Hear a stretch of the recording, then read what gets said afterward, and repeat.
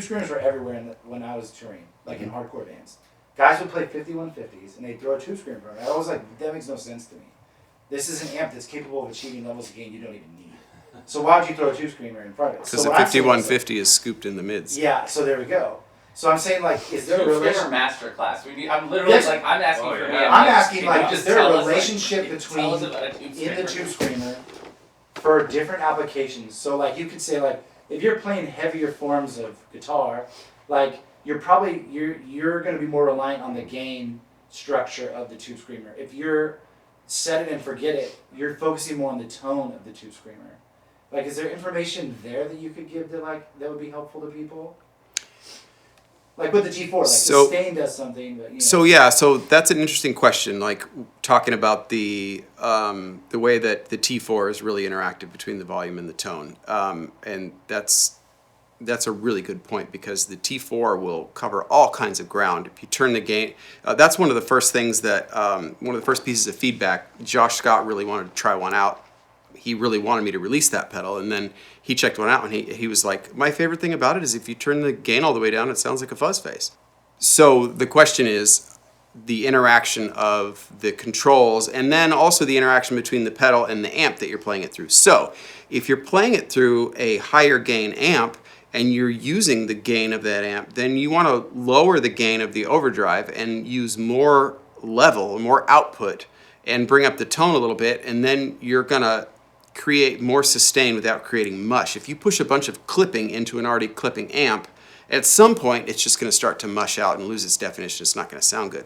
But a tube screamer is a fairly low gain pedal with a lot of mid-range, and so it does wonderful things with high gain amps. I mean, I'm just talking about a stock tube screamer. The Gritador will do the same thing, but I just kind of like to think about it like I want my heavier clipping to happen later and my lighter clipping to happen earlier. So that's how I'm always trying to think of gain staging. So if you're playing a cleaner amp, you can run the gain on the Gritador way up and run the level down to where you're just kind of at unity when you kick it on, and then you have more of like an overdrive channel. Whereas if you're using an overdrive channel or an overdriven amp, you just want to goose the level a little bit and not clip quite as much. Maybe a little more treble. So it's almost like if you have a higher gain amp, you're almost using the overdrive more of a tone shaping tool, like an EQ, than you are for the drive circuit. Yeah, but also think of it like a boost, but a boost with color and some clipping. Like a nice Instagram filter. Driving the signal rather than distorting the signal. Correct. Because I feel like the tube screamer is the most misunderstood pedal for people in our generations that grew up not being able to crank amps, playing mainly with in-ears, and so most people are like tube screamers. The majority of people I know actually don't play tube screamers. Like, they might have it on their board because it's cool, like you need to look vintage or like a purist, but other than like James Duke, most people I'm playing with aren't using tube screamers. And it seems like a very misunderstood circuit. But James is using an AC50, so his whole gain structure amp sound is so different than what most people are. That amp is incredible, but not very forgiving. It's not a blackface Fender at all. It's more like a high watt or like that plexi where it's just got so much going on, and it's very stiff.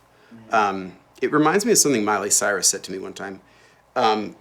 It comes in like a wrecking ball, and if you don't have it set right, if you're doing this with your tube screamer, you're just going to be sad when you turn it on. Don't do this. Do this. Now, I don't mean to be confusing because it's attached. The drive on this one is on this side, so that would be, and this is an innie and this is an outie, so it's different, but that's what I'm trying to say.